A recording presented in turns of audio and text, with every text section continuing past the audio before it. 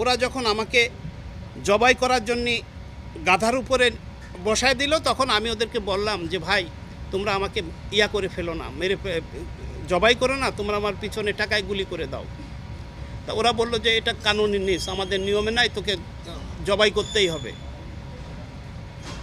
তখন আমাকে যখন গাধার উপরে বসায় দিল তখন আমার ভয় লাগলো। তখন আমি বললাম যে আমি একটু পানি খাবো। তখন ওরা আমাকে এই পানি দিয়ে দিল। যখন সেই পানি খাতি যে এরকম হাত এরকম কাঁপতে লাগলো, কাঁপতে কোন মুখের মধ্যে আর পানি ঢুকাতে পারছি না, কিন্তু পানি অর্ধেকের বেশি পড়তেছে আমার শরীরে আর অল্প একটু যাচ্ছে মুখে।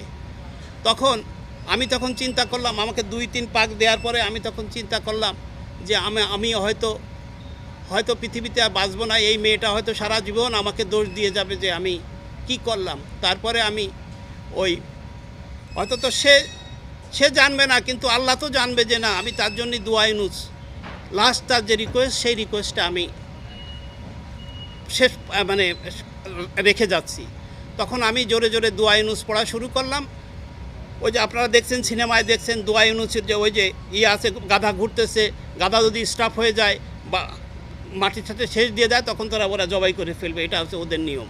কিন্তু আল্লাহর কি রহমত, ওই সময় হঠাৎ করে আমার মধ্যে একটা পরিবর্তন এসে গেল। আমার সমস্ত শরীর গরম হয়ে মনে হলো যে একটা গরম হাওয়া আমার শরীরের উপর দিয়ে বয়ে চলে গেল। তখন আমার কাছে মনে হলো এরা আমার কিচ্ছু করতে পারবে না। সিনেমায় আমরা দেখেছেন যে নিশো ভাই যেভাবে ওই সময় যে বোল্ডনেস সে পাইছে, যে আমার কাছেও তখন মনে হতে লাগলো এরা কিছু করতে পারবে না।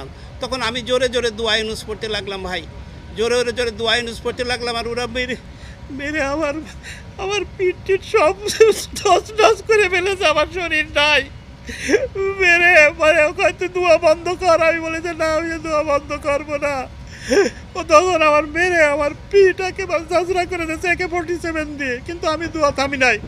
ওরা কিছুক্ষণ পর আমার নাও নিচে বসাইছে, আবার উপরে উঠাই আবার মারার পরে আমি কিন্তু দোয়া ছাড়ি নাই। আমি চিন্তা করছি একটা কিছু না কিছু একটা ঘুরতে যাচ্ছে, তা আমি দোয়া ছাড়বো না। তারপরে এইভাবে লাস্টে আমার লাশ নেওয়ার জন্যই গাড়ি চলে আসছে। 3-4 ঘন্টা হয়ে গেছে এইভাবে চলতেছে আমাদের। কিন্তু গাধার উপরে চড়ায় গাধারে মারেছে, গাধারও শেষ পর্যন্ত AK-47 দিয়ে বাড়াইছে। আমার ছবি আছে, আপনারা দেখেন, ওই সময় আমার পিঠ ঝাঁঝরা করে ফেলেছে মেরে।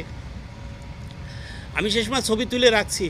তারপরে আস্তে আস্তে এইভাবে এই চলতে ওদের কাছে বারবার ফোন আসতেছে। লাস্টে তো ওরা হট করে এসে জড়ায় ধরছে আমাকে, জড়ায় ধরে এখানে চুমো খায়, এখানে